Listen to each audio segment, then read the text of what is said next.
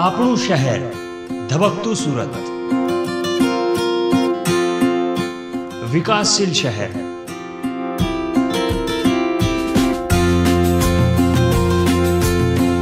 ઉદ્યોગ અને વિકાસની નગરી,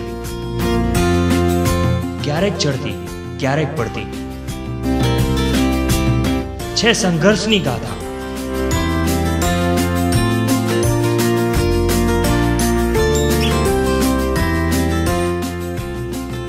ઉત્સવોની છે મોજ,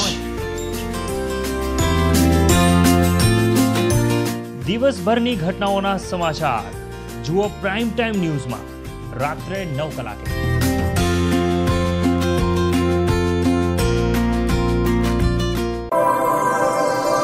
This program is sponsored by Dharmanandan Diamonds, thousands of certified diamonds.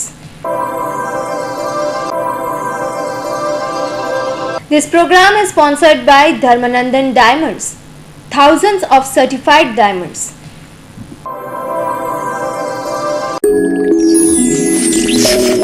This program is sponsored by Jagdamba Developers. Make your dreams come true. This program is sponsored by Agrawal Group Estate Agency, www.agrawalestateagency.com.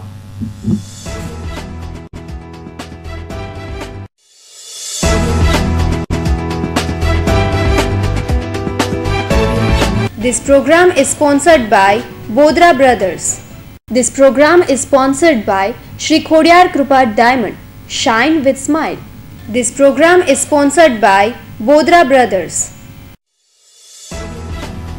This program is sponsored by Agrawal Group Estate Agency, www.agrawalestateagency.com.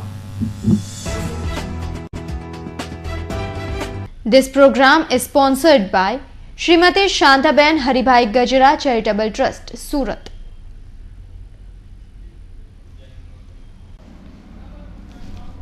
This program is sponsored by Anil Pitalia, Samaj Sevak, Jan Seva, H Prabhu Seva.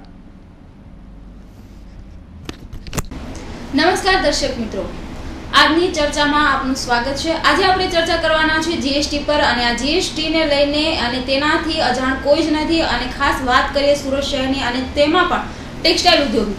તો textile ઉદ્યોગમાં GST ને લઈને વેપારીઓ દ્વારા જે રીતે રોષ પ્રગટ કરવામાં આવી રહ્યો છે, જે પ્રકારનો વિરોધ થઈ રહ્યો છે, જે પ્રકારની ચળવળો એ દ્વારા થઈ રહી છે, શા માટે છે જીએસટી હટાવવાની માંગ કાપડ વેપારીઓની જે રીતે પ્રબળ થઈ રહી છે તેના ઉપર આપણે ચર્ચા કરીશું કે જીએસટી ને લઈને એટલો બધો વિરોધ શા માટે છે, જે ગઠકો બન્યા છે એની કામગીરી શું છે, શું વેપારીઓ કે ફોસ્ટાઓમાં જ રજૂઆત કરવાની કે એ લોકોની વાત સાંભળવાની હવે દિલ્હી સરકારે ના કહી દીધી છે કે એની વાતનો વજન જ નથી પડતો.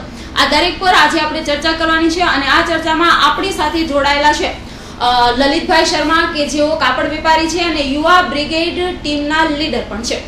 આ ઉપરાંત આપણી આ ચર્ચામાં જોડાયેલા છે જીએસટી કોર કમિટીના મેમ્બર ગજેન્દ્ર સિંહ અને ઉપરાંત આપણી આ ચર્ચામાં જોડાયેલા છે ટેક્સટાઇલ વેપારી ગૌરવ શ્રીમાલી કે જેઓ યુવા બ્રિગેડ ટીમના સદસ્ય છે. આ ત્રણેય મહાનુભાવોની આજની આપણી આ જીએસટી ને લગતી ચર્ચામાં આપણે સ્વાગત કર્યું છે અને હવે કાર્યક્રમને આગળની શરૂઆત કરી છે. તો સૌથી પહેલા લલિતભાઈ, મારો પ્રશ્ન તમને એ રહેશે કે જીએસટી કોર કમિટીની પણ રચના થઈ છે, ફોસ્ટા પણ છે અને ઘણા ઘટકો છે, ત્યારબાદ શા માટે युवा ब्रिगेड टीम ની રચના કરવામાં આવી जीएसटी ने लेने? देखिए, ऐसा है कि जीएसटी टेक्सटाइल जो समिति है वो अपने हिसाब से काम कर रही है. उसको बल देने के लिए और वो और ज़्यादा अच्छा कर सके, धरातल ज़मीनी स्तर पे काम अच्छा करने के लिए युवा ब्रिगेड की रचना की गई. हमें कहीं ना कहीं लगा कि खाली जो एसी रूम में बैठ करके जो निर्णय लिए जाते हैं और ज़मीनी रूप में उसका इम्प्लीमेंट नहीं हो पाता है तो वो निर्णय वहीं तक सीमित हो जाते हैं, व्यापारी तक वो पहुंचते ही नहीं है. जब तक आम व्यापारी की आवाज़ नहीं पहुंचेगी तब तक कोई भी चीज़ हो नहीं सकती है. और आप ये जानते हैं कि सूरत जो है उसके लिए टेक्सटाइल क्षेत्र है वो जीवन डोरी के समान है और इससे लाखों लोगों का रोज़गार मिलता है, लाखों परिवार जो है उससे अपना पालन पोषण करते हैं. तो अगर उन सबको अगर हम साथ में नहीं समेटेंगे अगर तो वो चीज़ होगी नहीं. और युवा ब्रिगेड का यही काम है कि जो चीज़ निर्णय जो होती है जो संघर्ष समिति द्वारा उसको हम ज़मीनी स्तर के ऊपर इम्प्लीमेंट करते हैं, नए नए कार्यक्रम करते हैं और सरकार श्री तक हमारी मांग एक बेहतरीन तरीके से पहुँचे और सरकार हमारी मांगने पर मजबूर हो जाए, इस प्रकार का काम हम करना चाहते हैं। इसके लिए इस युवा ब्रिगेड की रचना हमने की। ललितभाई, તમારું જે રીતનું કહેવું છે કે તમારી માંગ અને તમારી જે માંગણી છે એ સરકાર સુધી પહોંચે, તો સરકાર સુધી પહોંચે એ માટેનો જરિયો પણ જીએસટી સંઘર્ષ સમિતિની રચના કરી છે, એની સાથે પણ ઘણા ઘટક જોડાયેલા છે, તો આ લોકોની શું રજૂઆત દિલ્હી સરકાર સાંભળતી નથી? देखिए, खाली पत्राचार से अगर हो गया होता तब तो आंदोलन जीतने हुए उनकी कभी ज़रूरत भी नहीं पड़ती। खाली डेलीगेशन जाने से और खाली पत्र व्यवहार करने से, नोटिस देने से, ज्ञापन देने से कभी भी कोई कार्य हो नहीं सकता है। और जहाँ तक मैं समझता हूँ, जब जनता इसके साथ में जोड़ी हुई होगी तो कोई भी सरकार हो उसको जनता की आवाज़ सुननी पड़ेगी।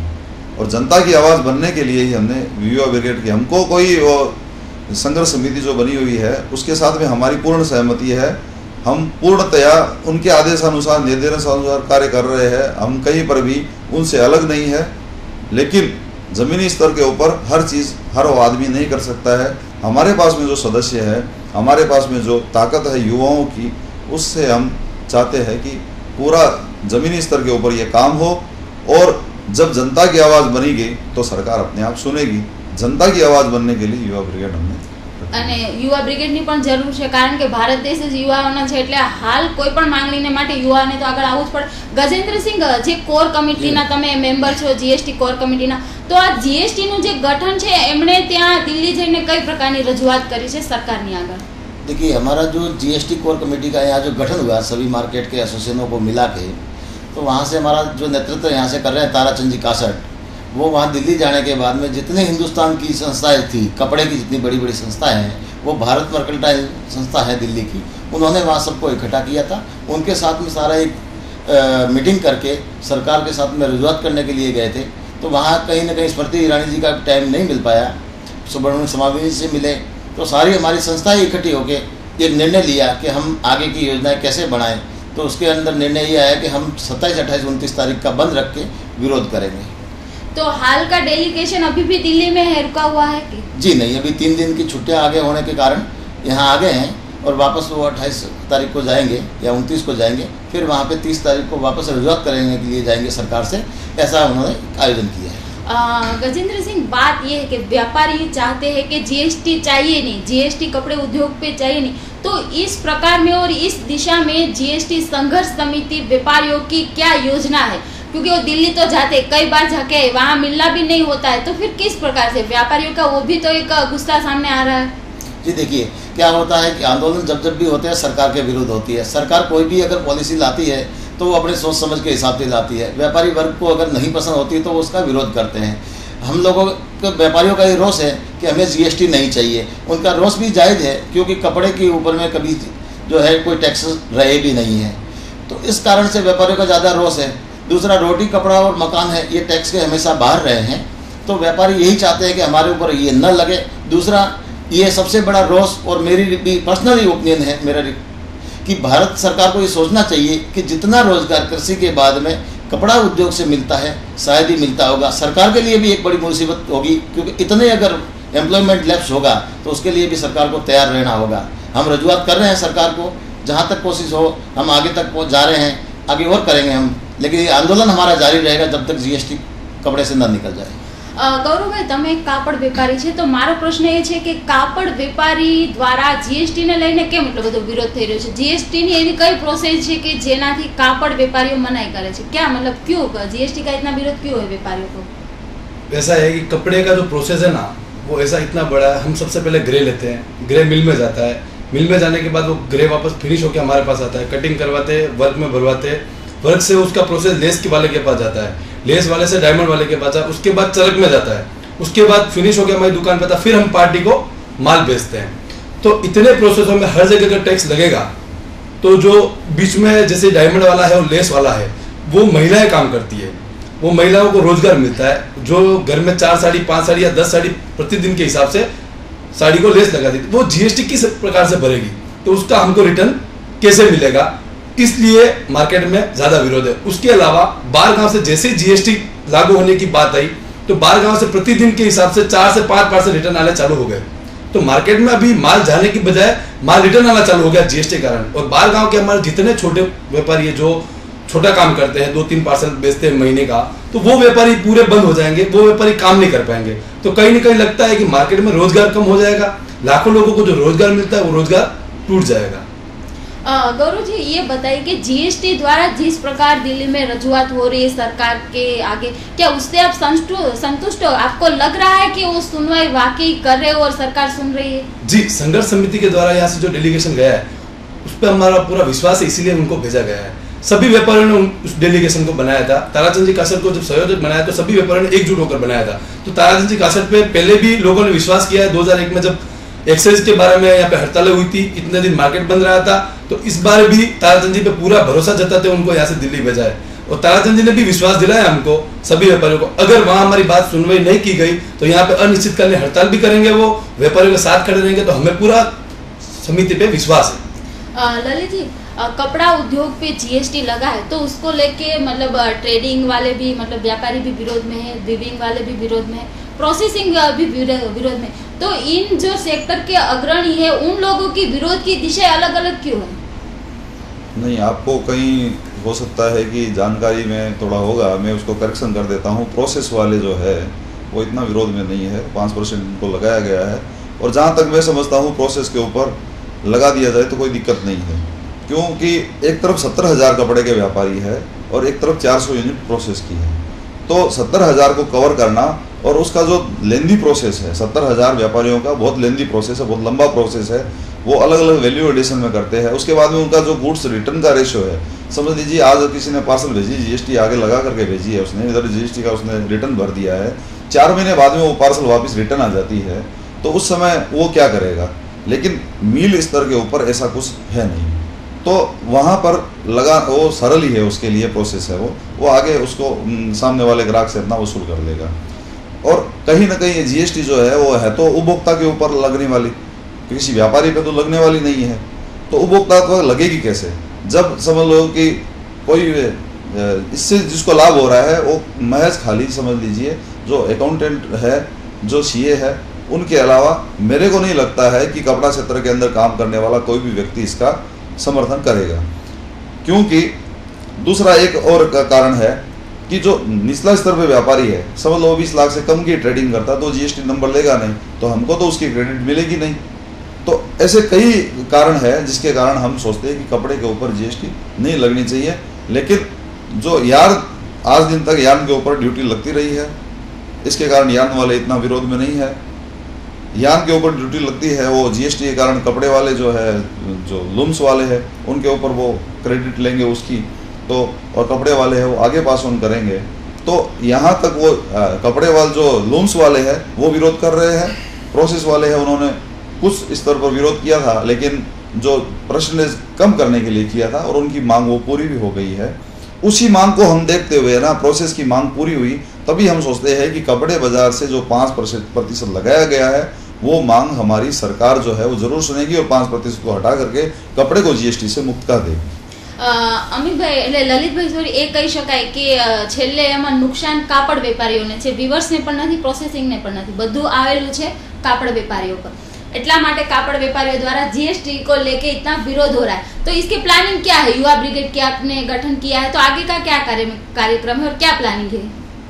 देखिए बहन, ये देश जो है वो गांधीवादी है, गांधी जी के गांधी चिंध्या मार्ग के ऊपर हम चलते हैं और हमको भी वही करना है। जिस तरह महात्मा गांधी ने अपने सुविचारों से देश के अंदर अलख जगाई और शांतिपूर्ण तरीके से, अहिंसात्मक तरीके से आज़ादी को प्राप्त किया, उसके साथ साथ में कांग्रेस की ही एक टुकड़ी थी गरम दल वाली, कुछ क्रांतिकारी थे जिन्होंने बहुत बढ़िया प्रयत्न अपना किया और उनका नाम आज स्वर्णाक्षरों में है क्योंकि उन्होंने देश के लिए सर्वोच्च बलिदान दिया।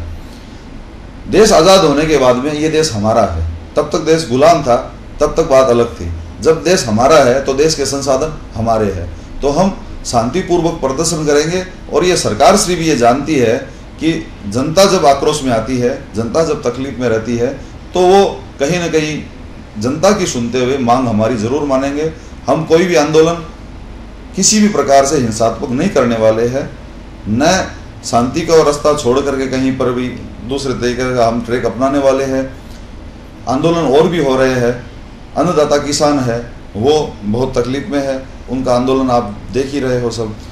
उस तरह का आंदोलन हम कहीं पर भी सड़क पे उतर के वैसा नहीं करने वाले हैं, लेकिन शांतिपूर्वक तरीके से सरकार से मांग मनवाना हमको पड़ेगा। और ये समझ लीजिए कि इतनी बुद्धि व्यापारी में है कि वो मनवा लेगा।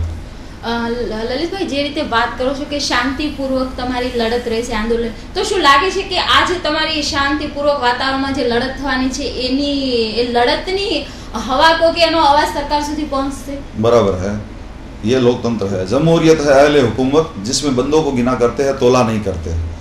यहाँ पे लोकतंत्र है, यहाँ पे गिनती होती है कि कितने लोग आपके साथ में है। तो गिनती के लोग हमारे ज़्यादा गिनती में हमारे, हम 13% कपड़ा क्षेत्र से जुड़े हुए लोग पूरे देश के अंदर वोटर हैं। अगर 13% लोगों की डिमांड नहीं सुनी जाएगी तो आप सोचिए सरकार कहाँ जाएगी। इसके लिए उस गिनती को देखते हुए सरकार हमारी मांग जरूर सुनेगी। ठीक है, खैर सुने, अच्छी बात है कि क्योंकि टेक्सटाइल उद्योग सूरत की शान माना जाता है। गजेंद्र सिंह, જ્યારે હું વાત કરું કે ટેક્સટાઇલ ઉદ્યોગ એક બહુ મોટો ઉદ્યોગ છે અને જેમ ડાયમંડ ઉદ્યોગ એક સુરતની ઓળખાણ છે એ રીતે ટેક્સટાઇલ ઉદ્યોગ પણ છે, તો એક વર્ગ એવો પણ હતો કે ડેલિગેશને શા માટે દિલ્હી જવું જોઈએ રજૂઆત કરવા માટે, यहीं से ही आंदोलन करे ताकि दिल्ली वाले लोग यहीं पे सूरत पे आए कि बोलो आपकी क्या मांग है, हम पूरी करते। तो फिर वहाँ जाने की क्यों जरूरत पड़ी दिल्ली में? देखिए, वहाँ जाने की जरूरत इसलिए पड़ी क्योंकि सारे मिनिस्टर वहाँ बैठते हैं और हिंदुस्तान की जो जितने भी मंडियों के जितने व्यापारी हैं, हमारे जितने बड़े डेलीगेशन जिन लोगों को आना था, उनकी एयर कनेक्टिविटी वहाँ होने की वजह से हमें वहाँ जाना पड़ा। बाकी ऐसा कुछ नहीं है कि यहाँ नहीं आते, ऐसा नहीं है। ये एक सुनिश्चित आयोजित पहले से प्रोग्राम नहीं था, ये आनंद फानंद में प्रोग्राम बना। हम कपड़े के जितने टेक्सटाइल वाले थे ये मान के चल रहे थे कि हमारे ऊपर जीएसटी आएगा, लेकिन जीएसटी हम टेक्सटाइल कहाँ समझ रहे थे, यहाँ तक वो सभी के मन में था क्योंकि पहले से ही हम टैक्स के दायरे में नहीं था। इसीलिए ये सब कार्य अर्जेंट में हुए, इसीलिए सबको वहाँ जल्दी से आने के लिए वहाँ इकट्ठा होना पड़ा। दिल्ली से सारा प्रोग्राम हुआ हमारा। तो क्या ऐसा बोल सकते हैं कि व्यापारी वर्ग यानी कि फोस्टा जीएसटी का विरोध करने में ही लेट हो गए? नहीं, देखिए, पोस्टा लेट नहीं हुई। यहाँ पे क्या है कि सभी अपने अपने वर्चस्व के लिए अलग अलग संगठन बना के बैठे हैं पोस्टा के डायरेक्टर्स। उसकी वजह से पोस्टा के जो डायरेक्टर्स थे वो लेट हुए। तो कहीं हमारे एक पत्रकार बंधु है राजू तातेड़ जी और ललित जी ने, इन्होंने मिलके एक ग्रुप बनाया था, उसमें मैं भी शामिल हूँ। उस ग्रुप को बना के जब लोगों के अंदर रोष व्यक्त हुआ, उस रोष को देखते हुए उन्होंने मीटिंग का आयोजन किया और सभी आके एक मंच पे बैठे। उसके बाद में उनकी सारी प्रक्रिया रही कि हम ऐसे आंदोलन को आगे बढ़ाएंगे। उसके बाद में ताराचंद जी को संयोजक बनाया, वहाँ से हमारा आंदोलन चालू हुआ। गौरव जी, मेरा प्रश्न ये भी है कि व्यापारी अपने हिसाब से भी लड़त चालू कर दिए टेक्सटाइल व्यापारी, वो तिरुपति हो या श्रीराम मार्केट या गुडलक मार्केट का एक व्यापारी तो अनशन पर भी बैठा है। तो व्यापारियों को मतलब ये संगठन है, घटक है, फिर भी व्यापारी अपनी तरफ से मतलब क्यों विरोध करने में जुटे? नहीं, व्यापारी ऐसा कुछ नहीं है। वो तिरुपति मार्केट और जो हरिओम मार्केट की आप बात कर रहे हो तो वो बंद के साथ है। उन्होंने अपना लेटर संघर्ष समिति को भेजा था कि हाँ, संघर्ष समिति कोई भी डिसीजन लेके हम उनके साथ है। और जहाँ अनशन की बात आती है तो हितेशी साकलेजा ने जो अनशन किया है वो उनकी आंतरिक भावना से किया है और उन्होंने व्यापारियों के हित के लिए अनशन किया। उन्होंने ये कहीं नहीं बोला और ये कहीं नहीं लिखा है कि हमें समिति पे विश्वास नहीं है। समिति पे उनको पूरा विश्वास है, समिति उनके साथ है। आज भी उनके मंच पे संयोजक श्री उपस्थित थे और पूरी संघर्ष समिति की टीम उनके साथ है। गौरवजी, तो पर વેપારીઓના દ્વારા પણ વિરોધ થઈ રહ્યો છે, સહી ઝુંબેશ છે, ટી શર્ટનો જીએસટી, તો એ દિશામાં કઈ રીતનો વેપારીઓનો વિરોધ થઈ રહ્યો છે? टी शर्ट की बात आप बता रहे हो, वो तो युवा लोगों के लिए टी शर्ट का एक प्रतीक चिन्ह बनाया, वो ये युवा लोग हैं। ठीक है, युवा इसके लिए बनाया गया। मार्केट से अगर समर्थन पत्र लेने हैं या और भी कुछ मार्च निकालने पड़ेंगे या आगे कुछ कार्यक्रम समिति को करने पड़ेंगे आंदोलन के दौरान, इसके लिए युवा ब्रिगेड बनी। तो उसका ये चिन्ह है कि भाई युवा ब्रिगेड के जितने भी कार्यकर्ता है, जितने भी सदस्य टी शर्ट पहन के घूमेंगे और समिति पे सबको पूरा विश्वास। समिति के तत्वाधान में सब काम हो रहा है। समिति का पूरा सभी जो काम कर रहे हैं, अनशन कर रहे हैं या युवा ब्रिगेड, सबको समिति का पूरा समर्थन है। गौरव जी, बताइए कि ये जो गठक हो रहे हैं, जीएसटी संघर्ष समिति हो या युवा ब्रिगेड, आप इन लोगों से क्या अपेक्षा रखते हैं? व्यापारी की तरह आपकी क्या अपेक्षा है? व्यापारी की तरह मेरी अपेक्षा है कि जो संघर्ष समिति बनी है वो सही डिसीजन ले, किसी की बातों में नहीं आए। अभी तक तो बातों में आए नहीं है, पर आगे भी किसी के दबाव में न आते हुए व्यापारियों के पूरे हित की बात करे और अगर सरकार हमारी मांग को नहीं मानती है तो अनिश्चितकालीन बंद की घोषणा कर देवे और शांतिपूर्ण अनिश्चितकालीन घोषणा हो जावे और मार्केट पूरा बंद रहे और सभी व्यापारी सहयोग करेंगे समिति का, और सरकार को हमारे सामने झुकना पड़ेगा 2018 और 2019 को देखते हुए। गजेंद्र सिंह, आज बंद है, यानी कि 24 जून को मार्केट बंद रखा, लेकिन जो घटक ये जीएसटी के द्वारा कोई प्लानिंग नहीं था, तो फिर व्यापारियों का विरोध भी इतना बढ़ गया कि बंद करना पड़ा। और कल जो एसटीएम मार्केट में बोर्ड रूम में जो मीटिंग थी वहां भी नारे लग रहे, तो किस प्रकार के नारे लग रहे थे? और बंद का तो मूड ही नहीं था, तो फिर क्यों आज का बंद किया? जी, इसमें ऐसा था कि व्यापारियों को पहले हमारे यहाँ मीटिंग हुई थी, तो उसके अंदर कहा गया था कि 23 तारीख को हम डिसीजन लेंगे आगे क्या होगा, क्योंकि सारे भारतवर्ष को हम कपड़े के व्यापारी एक साथ में बंद करना चाहते थे ताकि पूरी सारे कपड़ा की मंडियां बंद हो, उससे ज़्यादा हमारा प्रभाव पड़ेगा, एकता से हम बंद करेंगे। पर सूरत के हमारे व्यापारी भाइयों के अंदर बहुत ही ज़्यादा रोष था। सारे युवा है, आज के आप देख रहे हैं कि जब से हमारे युवा जुड़े हैं उसके बाद में टेक्सटाइल क्षेत्र का बहुत ही ज़्यादा विकास हुआ है, ये आपको भी पता होगा। तो उसको देखते हुए युवाओं के अंदर ज़्यादा जोश था कि युवाओं ने कहा कि नहीं, कि हम क्यों करें कि इतने समय के हमारे पास आगे छुट्टी भी आ रही है तो हम पहले से बंद कर लें। बाकी यहाँ कुछ लोगों को लेके उनके मन में था, क्योंकि कुछ न्यूज़ में छपा भी था कि हमारे जिन प्रतिनिधियों को जो घटक थे उनको नहीं आमंत्रित किया गया था, वो वहाँ चले गए थे, तो यहाँ कुछ गलत फहमियाँ, कुछ गलत खबरें आई थी, उनको रोष जताते हुए लोग ज़्यादा यहाँ एकत्रित हो गए थे। बाद में हमारे चंपल लाल जी पोस्टा के महामंत्री, उनके कहने के अनुसार और उनकी बात को मानते हुए सब शांत हो गए और एक दिन का बंद का रखना पड़ा। લલિતભાઈ, આજે બંધ છે અને બંધના માર્કેટો સજ્જડ દુકાનો પણ બંધ રહેલી છે અને ઘણા વેપારીઓ રસ્તા પર આવીને વિરોધ પણ કર્યો હતો. યુવા બ્રિગેડ આમાં કઈ રીતે મદદરૂપ થઈ રહ્યું છે?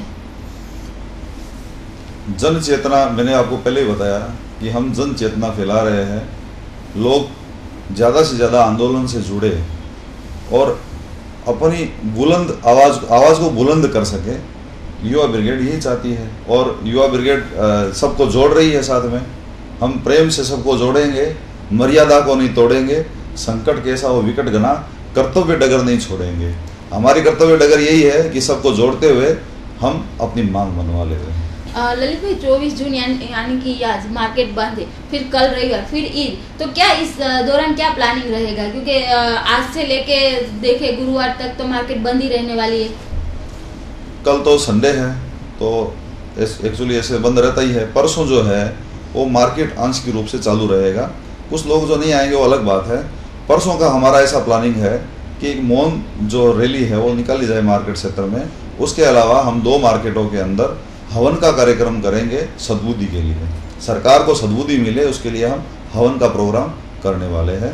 हमारी ये आंतरिक इच्छा है और अंदर प्रोग्राम रहेगा तो किसी को कोई डिस्टर्ब। और अच्छा, कोई भी संघर्ष समिति और युवा ब्रिगेड जो भी कार्यक्रम कर रही है, किसी को भी किसी भी प्रकार से डिस्टर्बेंस नहीं हो, कोई भी तकलीफ नहीं हो, वो ध्यान में रखते हुए कर रही है। कोई भी ट्रैफिक की तकलीफ नहीं हो, कोई भी संपत्ति को किसी का नुकसान नहीं हो, ये प्रथम हमारा उद्देश्य है। प्रथम हम इसका ध्यान रखते हैं।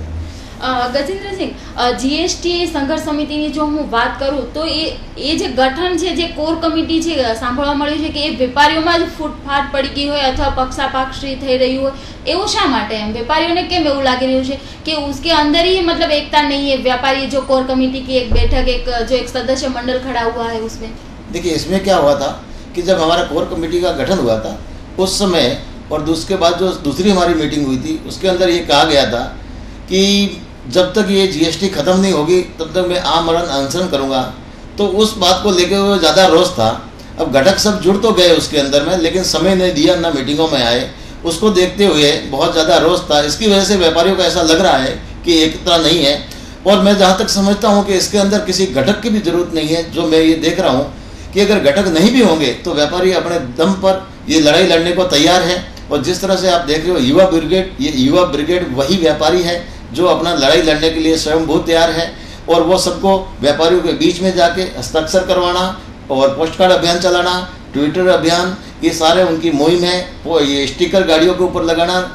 तो आप ये मत समझिएगा कि ये आंदोलन कहीं रुकने वाला हो, कि कोई संगठन ये न समझे कि हम है तो आंदोलन चलेगा। ये व्यापारी है, व्यापारी अपने दम पे आंदोलन चलाएंगे। ये मैंने महसूस किया है एज ए मैं कोर कमेटी सदस्य होने के नाते। और मैं इनके बीच में सबके कंटिन्यू जाता हूँ, मैं ऑफिस में नहीं बैठता हूँ, व्यापारियों के बीच में हमेशा रहता हूँ और सबसे मिलता हूँ। ये सारे युवा ब्रिगेड के हैं, सारे के सारे मेरे मित्र हैं, मेरे व्यापारी है, भाई है। तो ये कहीं पे भी नहीं रुकने वाले। जब तक ये जीएसटी खत्म नहीं हो जाएगी, जब तक जीएसटी को रिमूव नहीं कर देंगे टेक्सटाइल से, तब तक ये रुकने वाले हैं नहीं। ये लड़ाई खुद लड़ेंगे। तो ये कहीं संगठन का तो मामला ही नहीं है, ये व्यापारी की व्यक्तिगत लड़ाई है। ये सारे व्यापारी एकत्रित अपने हिसाब से हुए हैं। गजेंद्र सिंह, आगे का क्या प्लानिंग है? मतलब आज से बंद है तो फिर रवि ईद आ रही है, तो फिर ऑल इंडिया ट्रेडर्स का एसोसिएशन का भी 3 दिनों का बंद किया है। तो जीएसटी इन दिनों में जीएसटी संघर्ष समिति का क्या प्लानिंग है? देखिए, जीएसटी संघर्ष समिति का जो प्लानिंग है वो तो आपको मैंने पहले भी बता चुका, दोबारा फिर बता देता हूँ कि हमारी वहाँ जो भी रजूआत रखी है, तो ऑल इंडिया की जितनी भी कमेटियाँ हैं, जितनी एसोसिएशन है, सबको एकत्रित करके हम एक हुए हैं। संयोजक ताराचंद जी को बनाए हैं ऑल इंडिया का नेतृत्व करने के लिए। और जितना अभी जैसे मंडे को बाजार खुलेगा तो अपने व्यापारी जितना छोटा मोटा काम है वो अपने स्तर पर निपटा लेंगे। फिर 3 दिन का बंद जो रहेगा उसके अंदर व्यापारियों की सारी बातें, क्या प्लानिंग आगे करना, कैसे हम आंदोलन को करेंगे। हम व्यापारियों के बीच में रोज रहेंगे, हम मार्केट में आएंगे, दुकानें नहीं खोलेंगे, लेकिन मार्केट प्रांगण में हम बैठेंगे और विरोध करेंगे। और जितना 30 तारीख को मीटिंग अगर हमारी रहती है, वहाँ हमारी कितनी सुनवाई होती है, उसके बाद में फिर हम आगे बढ़ेंगे किस तरह के आंदोलन को करना है। गजेंद्र सिंह, डेलीगेशन गया था स्मृति ईरानी से मिलने के लिए, पर वहाँ उसकी भेंट ही नहीं हुई, क्यों? देखिए, हम कपड़े के व्यापारी हैं तो कपड़े के व्यापारियों को कम ही महत्व दिया जाता है। भेंट हुई नहीं हुई वो महत्व नहीं रखता। जैसे अरुण जेटली जी के बारे में भी हमारे यहाँ से कहा जाता है कि अरुण जेटली जी हमसे नहीं मिले, उन्होंने समय नहीं दिया, वो विदेश चले गए, हमारे को नहीं समझा। व्यापारी के साथ में अक्सर ऐसा ही होता है। हम इस भारत की जीडीपी का हिस्सा होते हुए भी हमें महत्व नहीं दिया जाता है। हम व्यापारी है, हम टैक्स भरते हैं सरकार को, लेकिन सरकार ने हमें दूसरी दृष्टि से देखा है, वो उनका देखने का नजरिया है। लेकिन हम क्या करते हैं, हम कितना एम्प्लॉयमेंट देते हैं, ये सरकार को भी सोचना चाहिए कि प्राइवेट सेक्टर से, और वो भी टेक्सटाइल से, कृषि के बाद में हम दूसरे स्थान पे आते हैं जो इतना हम रोजगार देते हैं। तो सरकार को भी कहीं ना कहीं सोचना पड़ेगा। इस बार हम अपना एहसास दिला देंगे कि हमारी वैल्यू क्या है। गजेंद्र जी, आपका डेलीगेशन जा रहा है, वहाँ सुनवाई नहीं हो रही, और ये तो बात है कि जीडीपी जो ग्रोथ है उसमें व्यापारियों का काफी बड़ा हिस्सा है। तो फिर इस प्रकार की नाराजगी सरकार तक पहुंचे और सरकार सुने, उसके बारे में क्या सोचा है जीएसटी ने? देखिए, सरकार सुनेगी हमारी बात को, उसका भी हमने रास्ता निकाल रखा है। वो हमारा 30 तारीख को जितना वो मीटिंग होगी उसके अंदर सारा खुलासा होगा। गौरव जी, ये बताइए कि हाल जो पूरा माहौल है, व्यापारी को कितना नुकसान हो रहा है ये माहौल में, क्योंकि माल भी रिटर्न आ रहा है, मार्केट भी बंद है, कोई व्यापार भी नहीं हो रहा। तो आम व्यापारी जो एक छोटा व्यापारी है उसको किस प्रकार का नुकसान हो रहा है? मतलब छोटे व्यापारी की बात करें तो मैं भी एक छोटा व्यापारी हूँ। आज की तारीख में मेरी पर्सनल बात करूँ तो मेरी दुकान पे प्रतिदिन के हिसाब से 5 से 6 पार्सल रिटर्न आ रहे हैं। तो इतना माल सब रिटर्न आ रहा है, वो मेरे पास स्टॉक में पड़ा रहेगा। और जब मार्केट खुलेगा और ये सब लफड़े बंद हो गए जीएसटी के, तब तक वो पूरा डैमेज हो जाएगा, क्योंकि वो सब डिजाइनें पूरा नहीं हो जाएगी। तो मुझे नया माल बना के भेजना पड़ेगा। तो मेरी 100 रुपए की साड़ी 60 रुपए में बिकेगी, तो वो 40 रुपए का हर व्यापारी को नुकसान भुगतना है। और बाहर गांव से पूरा का पूरा माल रिटर्न आता है, क्योंकि सूरत ऐसा बाजार है, यहाँ पे हमको 1-1 साल 1.5 साल से पेमेंट भी आता है, 90 दिन का धारा होते हुए, और व्यापारी बाहर गाँव का जब मन चाहे तब रिटर्न भेजता है। तो जैसे जीएसटी की मार बाहर गाँव के व्यापारी को पड़ी, उन्होंने सीधा उनके पास जो स्टॉक पड़ा था सूरत के व्यापारी को तुरंत रिटर्न भेज दिया। वो हमारी दुकानों पे आ गया। वो हमको तो रखना है क्योंकि हमारा पेमेंट नहीं आएगा, माल आ गया, माल को रखा। अब वो माल हमारे पास पड़ा है तो वो पुराना हो जाएगा, हमें नया माल बना के भेजना पड़ेगा। अगर ये माल हम बेचेंगे तो हमें सस्ता बेचना पड़ेगा। तो ये हमारा पूरा नुकसान है। ये मुझे अकेले को नहीं, पूरे मार्केट की यही कहानी है। पूरे जितने भी मेरे व्यापारी भाई है, सबको यही नुकसान होने वाला है। वो चाहे छोटा हो या बड़ा व्यापारी हो, जिसका माल पड़ा वो 1 महीने बाद या 15 दिन बाद, 20 दिन बाद, जब भी मार्केट खुलता है, जब भी ग्राहकी चलती है मार्केट में, इतनी अच्छी सीजन थी सामने रक्षाबंधन की, रक्षाबंधन पे इतनी साड़ियां बिकती है, पर वो पूरी सीजन हमारी टूट गई। सामने ईद भी है 2 दिन बाद, तो ये भी कहीं ना कहीं हमको नुकसान है। ऑल ओवर देखा जाए तो सभी व्यापारियों को नुकसान ही है, क्योंकि त्यौहार भी नजदीक में आ रहे हैं। ललित जी, और एक देखे तो सूरत एक ग्रोथ इंजन माना जाता है, आर्थिक सिटी माना जाता है गुजरात का, और उसमें सबसे बड़ा सहयोग टेक्सटाइल उद्योग का है। तो टेक्सटाइल उद्योग की जो अभी ये हालत है, तो उसे लेके अपने सूरत के ग्रोथ में भी कितना रुकावट, कितना नुकसान हो सकता है? आपने ये प्रश्न बहुत बढ़िया पूछा मैडम। 2002 के अंदर एडवोलरम ड्यूटी थी, एक्साइज लगी हुई थी, उसको एडवोलरम और सेनवेट के अंदर कन्वर्ट किया गया। बहुत रोष हुआ था, ग्रे सब जगह लगा दिया गया था उसको, और उसको देखते हुए यहाँ पे आंदोलन किया था। उसका बहुत प्रबल विरोध हुआ था। उस समय वो नहीं हटा था। लोग ऐसे बोलते हैं कि उस आंदोलन से हट गया था, सरकार बदली थी फिर हटा था। अब मेरे को अच्छी तरह याद है क्योंकि मैं कापड़ से जुड़ा हुआ हूँ व्यापारी इसके लिए। उसके बाद में 2004 से लेकर के, जब से वो ड्यूटी हटी तब से लेकर के और 2017 तक, उस समय तक मार्केट खाली 60 मार्केट के लगभग छोटे बड़े सब मिला करके थे, बड़े मार्केट कोई उस समय ज़्यादा अस्तित्व में नहीं थे। उस ड्यूटी को हटने के बाद में यहाँ की ग्रोथ इतनी बड़ी, कपड़ा का बाजार इतना समृद्ध हुआ कि यहाँ पे आज 170 मार्केट हो चुके हैं। लाखों लोगों को यहाँ रोजगार मिला। ऐसा नहीं है कि वो टैक्स से दूर है, टैक्स सब भरते हैं। कोई चोर किसी को कहना, मतलब अगर किसी के आप एक अंगुली उठा रहे हो तो 3 अंगुली आपकी तरफ भी हो रही है, ऐसा सोच करके ही उठाना चाहिए किसी को भी। तो सब लोग टैक्स भर रहे हैं। ग्रोथ के अंदर बहुत महत्वपूर्ण योगदान कपड़ा बाजार का है यहाँ पर। और उसके ऊपर जब वो बंद किया गया एक्साइज ड्यूटी, और जो सीधा जो व्यापारी के ऊपर लग रहा था उसको बंद किया गया, जबकि ये तो अलग अलग स्टेज के ऊपर है।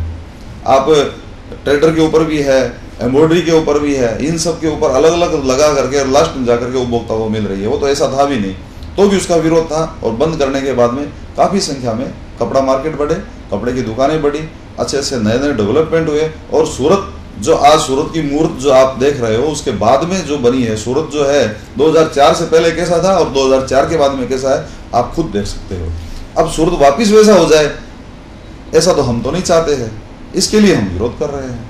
અને વિરોધ પણ વ્યાજબી છે, मतलब सही विरोध है। जीएसटी जो लगा है उसके बारे में बोल रही, क्योंकि जो सूरत शहर की हम बात करें तो एक टेक्सटाइल उद्योग, एक डायमंड उद्योग, ये दोनों महत्व माने जाते हैं। इसलिए डायमंड उद्योग की बात निकले तो उन गठनों के साथ कोई बात हो रही है? डायमंड उद्योग का भी विरोध नहीं, उनका अपने अलग अलग दोनों सेक्टर है। वो वस्तु जो है वो जीवन जरूरियात की नहीं है। और हमारी जो कपड़ा जो उद्योग जो है, कपड़ा बाजार है, वो जो कपड़ा है वो जीवन ज़रूरियात की वस्तु है। खाने के बाद में दूसरी ज़रूरियात कपड़े की होती है। और इसके बगैर हम पाषाण युग में तो जी नहीं रहे हैं कि बिना कपड़े काम चला लेंगे। दिगंबर तो कोई रहता नहीं है, सबको अच्छे से कपड़े चाहिए। और एटलीस्ट अगर अच्छे नहीं चाहिए तो तन ढकने के लिए तो चाहिए ना। अगर हम भगवान से भी कभी प्रार्थना करते हैं तो हम यही बोलते हैं कि 2 रोटी खाने के लिए और तन ढकने के लिए लंगोटी दीजिए। तो ये तो लंगोटी खोलने वाली बात हो गई है। कपड़ा अगर रहेगा ही नहीं अगर तो तन ढकेगा कैसे? और छोटा व्यापारी अगर जिस बड़े वालों को हो सकता है तकलीफ नहीं हो, इसमें रावण जो है वो अहिरावण बन जाएगा, जो बड़ा है वो और बड़ा बन जाएगा, उसको तो कोई तकलीफ नहीं है। उसके उपभोक्ता भी बड़े स्तर के ऊपर लेने वाले हैं। 1000 की साड़ी अगर 1500 की हो जाएगी तो उसको कोई फर्क नहीं पड़ेगा। लेकिन 100 रुपये में बिकने वाली साड़ी अगर 110 की भी हो जाती है तो उस निचले स्तर के उपभोक्ता को बहुत बड़ा असर पड़ता है। उसके लिए 10 रुपया शाम को नमक और चीनी की व्यवस्था करने वाला होता है, तेल की व्यवस्था करने वाला होता है, वो 10 रुपये बहुत बड़ा होता है उसके लिए। गजेंद्र सिंह, एम्ब्रॉयडरी उद्योग का भी विरोध चल रहा है। उन गठनों का किस हिसाब से जीएसटी संघर्ष समिति हेल्पफुल हो रही है या आगे आ रही है उसके लिए भी? देखिए, अभी हम लोगों ने ये सब ने अपने अपने हिसाब से सब घटक बने हुए हैं। अब वो अपने अपने स्तर से कर रहे हैं। हम मंडे से ये करेंगे कि सब घटकों से मिलके उनके साथ मीटिंगें करके एक स्टेज पे लाके एक आवाज़ में एक ही प्लेटफॉर्म से हम विरोध करने की तैयारी करेंगे। हमारी आगे की योजना ये है। हमारी युवा ब्रिगेड जो है सही मायनों में यही जमीनी है जो काम कर रही है। बाकी जीएसटी संघर्ष समिति के साथ में ही है, कोई घटक नहीं बना हुआ है। युवा जो ये बने हुए ब्रिगेड जो आप समझिएगा पहले तो। दूसरा, ये जो काम करेंगे वो सभी सबको जोड़ने का, सबको व्यवस्था बढ़ाने का काम युवा ब्रिगेड करेगी और सबको एक साथ मिलाने का काम करेगी। बाकी मैं दूसरा एक चीज़ कहना चाहूँगा कि हम लोग कपड़े के व्यापारी है, अगर सरकार ज़्यादा करेगी तो चुप करके हम सहन कर लेंगे। बाकी हमारे पास जो अधिकार बाबा भीमराव अम्बेडकर ने दिया है हम उसका उपयोग करना जानते हैं। इससे ज़्यादा हम कुछ नहीं कर सकते। गौरव भाई, जैसे गजेंद्र सिंह ने कहा कि सरकार अगर नहीं सुनती है तो सहन करना पड़ेगा, तो क्या सभी व्यापारी जीएसटी सहन कर लेंगे? सभी व्यापारी तो कहीं नहीं कर पाएंगे। जो अमुक व्यापारी वो सहन करेंगे और दूसरे अपने गांव की ओर पलायन भी करेंगे। तो छोटे व्यापारी एकदम मेरे जैसे हम वापस गांव की ओर पलायन करेंगे। कोई चाय की लारी खोलेगा तो कोई नाश्ते की दुकान खोलेगा। तो इस प्रकार से होगा कि मार्केट में रोजगार टूट जाएगा। जो सूरत इतने लाखों लोगों को रोजगार देती है, जिसको मिनी भारत कहा जाता है, तो कहीं ना कहीं बड़े व्यापारी यहाँ टिक जाएंगे, बड़े के बड़े होते रहेंगे और छोटे हैं वो अपने गांव की ओर पलायन करके अपनी वापस वही बिना पानी की खेती करेंगे। और सरकार से वो किसान जैसे आंदोलन तो हमारी ज़िंदगी में लिखा हुआ, हमें आंदोलन किसान के होते हुए करना पड़ेगा, नहीं तो व्यापारी होते हुए हम कर रहे हैं। नहीं, ऐसी तो नौबत नहीं आएगी, क्योंकि ललित भाई भी है जो युवा ब्रिगेड के लीडर है। उन्होंने तो कहा है कि नहीं जीएसटी हटा के ही रहेंगे। रही बात तारा सिंह कासर की, तो जीएसटी संघर्ष समिति के संयोजक है, उनका भी कहना है कि जीएसटी हटा के ही रहेगी। क्या कहना है इसके बारे में ललित जी? मैंने तो शुरू से कह रहा हूँ, वो विफल क्यों साधना आराधना परिपूर्ण हो। तो हो विफल क्यों यज्ञ कोई, प्रार्थना संपूर्ण हो तो हो लगन सच्ची हृदय में, लक्ष्य ही स्वागत करेगा, क्या करे कोई अगर संकल्प ही भ्रमपूर्ण हो तो। हमारा संकल्प कहीं पर भी भ्रमपूर्ण नहीं है, हमारा संकल्प एकदम प्रबल है, दृढ़ है और अपनी जगह पे हम एकदम अडिग खड़े रहेंगे। पैर अंगद से हमारे अड़े हुए हैं, एकदम अंगद का पैर जैसे अड़ा है वैसे ही हम जीएसटी हटाने के लिए एकदम अडिग खड़े हैं। अंगद की पैर की तरह हमने पैर गाड़ रखा है। तो दर्शक मित्रों, આપણે ચર્ચા કરી રહ્યા હતા જીએસટી ઉપર અને જે ટેક્સટાઇલ માર્કેટમાં જે અલગ અલગ ઘટક બનેલા છે અંતે તો બધા એક જ છે અને દરેકની રજૂઆત એક જ છે કે જીએસટીને હટાવો અને કપડા ઉદ્યોગને બચાવો। આના પર આપણે ચર્ચા કરી રહ્યા હતા અને આ ચર્ચામાં આપણી સાથે જોડાયેલા હતા લલિત શર્મા કે જેઓ યુવા બ્રિગેડના લીડર છે, ગજેન્દ્ર સિંહ કે જેઓ જીએસટી કોર કમિટીના મેમ્બર છે અને ગૌરવ શ્રીમાલી કે જેઓ ટેક્સટાઇલ વેપારી પણ છે અને યુવા બ્રિગેડના સદસ્ય પણ છે।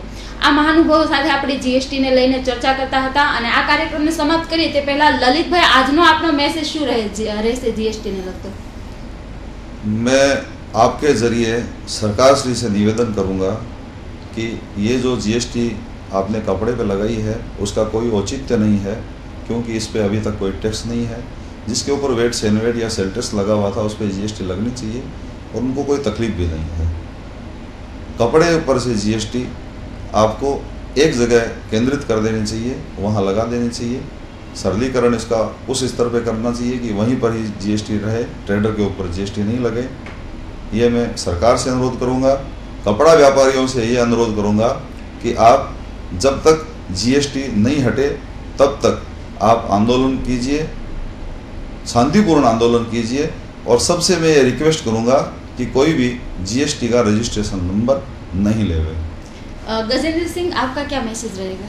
देखिए, मैं कपड़ा के सारे व्यापारियों से यही निवेदन करना चाहूँगा कोर कमेटी मेंबर के हिसाब से कि हमने आप कमेटी तो बना ली, लेकिन आपकी एकता की हमें ज़रूरत रहेगी। हम आपके बल पे लड़ सकेंगे।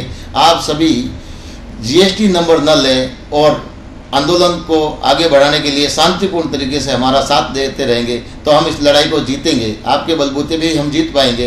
यही मेरा कहना है सभी व्यापारियों से कि कोई भी जीएसटी नंबर नहीं ले।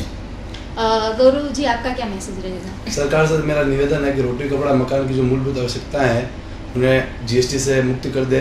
और मेरे जितने भी व्यापारी भाई हैं उसको चैनल के माध्यम से मैं कहना चाहता हूँ कि इस संगठन में पूरा साथ दे और ये अनिश्चित जो खाली जो हड़ताल आगे भविष्य में होने वाली है 4-5 दिन के बाद जिसकी घोषणा होने वाली है उसका पूरा समर्थन करे और शांतिपूर्वक करे। कोई अपने को, हम व्यापारी हैं, आंदोलनकारी हैं, पर व्यापारी हैं तो व्यापारी के हिसाब से हमें शांतिपूर्ण तरीके से साथ देना चाहिए। तो दर्शक मित्रों, आ हता वेपारीओ जीएसटी ની લગતી ચર્ચા હતી અને તેમનો જે મેસેજ છે અને તમે એ સાંભળ્યો છે। બીજું કે તમારો જે આ યજ્ઞ છે એક ચલાવ્યો છે જીએસટી ને હટાવવા માટેનો અને તમે એમાં સફળ થાઓ એ માટે હિન્દ ટીવી ની પણ શુભેચ્છા છે તમારી સાથે જોડાયેલી। बहुत बहुत आभार। तो दर्शक मित्रों, आ कार्यक्रम ने અહીં સમાપ્ત કરીએ છીએ। ફરી મળીશું જીએસટી ના મંચ પર આવા જ કોઈ વેપારી સાથે। ત્યાં સુધી મને મનીષા આહીને રજા આપશો। નમસ્કાર।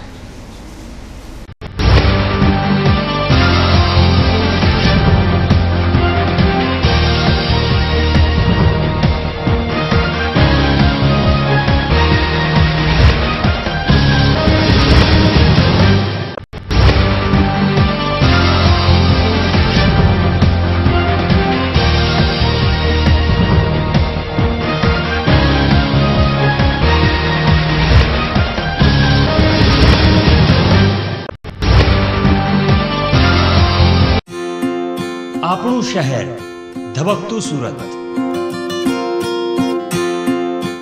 વિકાસશીલ શહેર,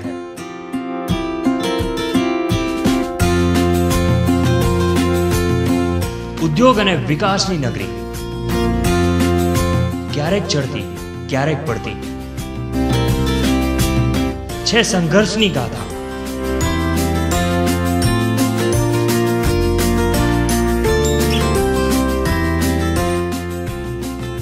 उत्सवोनी छे मौज, दिवसभरनी घटनाओना समाचार जुओ प्राइम टाइम न्यूज में रात्रे 9 कलाके।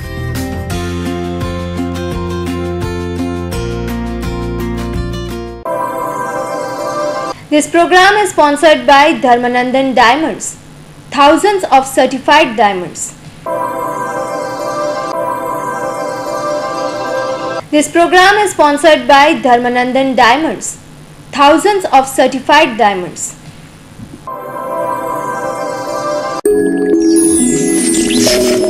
This program is sponsored by Jagdamba Developers. Make your dreams come true. This program is sponsored by Agrawal Group Estate Agency, www.agrawalestateagency.com.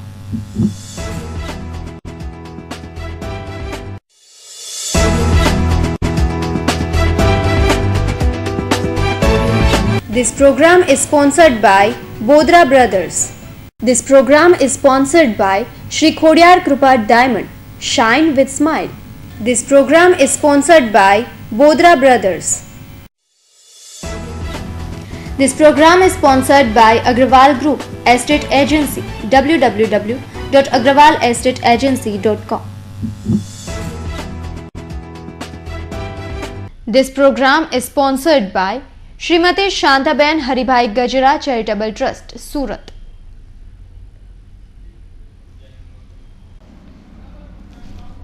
This program is sponsored by Anil Pitalia, Samaj Sevak, Jan Seva, H. Prabhu Seva.